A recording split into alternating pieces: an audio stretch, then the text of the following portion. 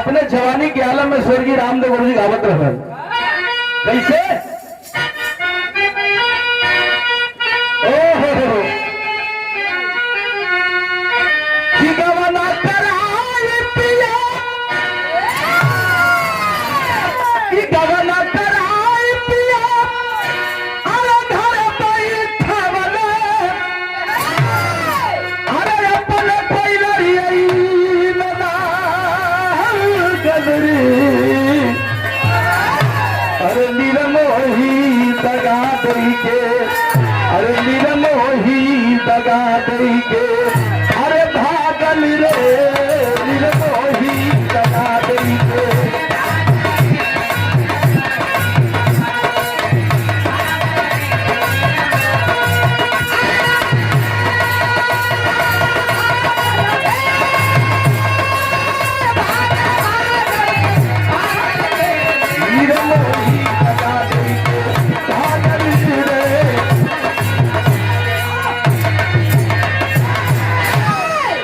और इस भाव पर परम आदरणीय परम पूजनीय होनहार विद्वान के हो चिकने पार हमारे बड़े अजीत प्यारे लाल सरोज भैया दिल्ली में हमके हर कलाकारन के बहुत प्यार दलन भैया सुंदर पुष्पहार और बहुत रुपए से स्वागत किया गया बहुत बहुत प्रणाम करता हूँ। और हमारे पहलवान भैया पहलवानों के पहलवान राम जस भैया एक समय का मौसम का फागुना का मौसम फागुन का तरीतु कैसे हो तब एक लाइन लिखवन है का तरी से दिया था मालिक भैया वाह परता ना बेटा था गुरु जी भैया वाह आवा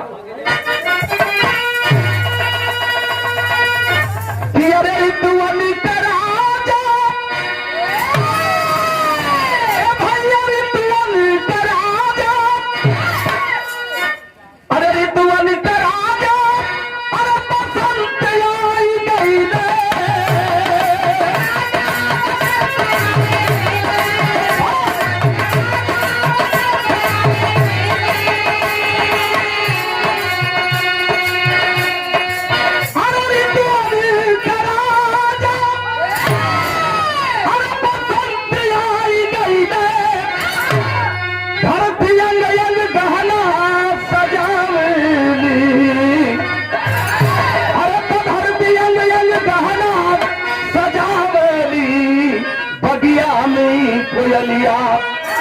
भैया बगिया में कोयलिया अरे देखा गावेली बगिया में कोयलिया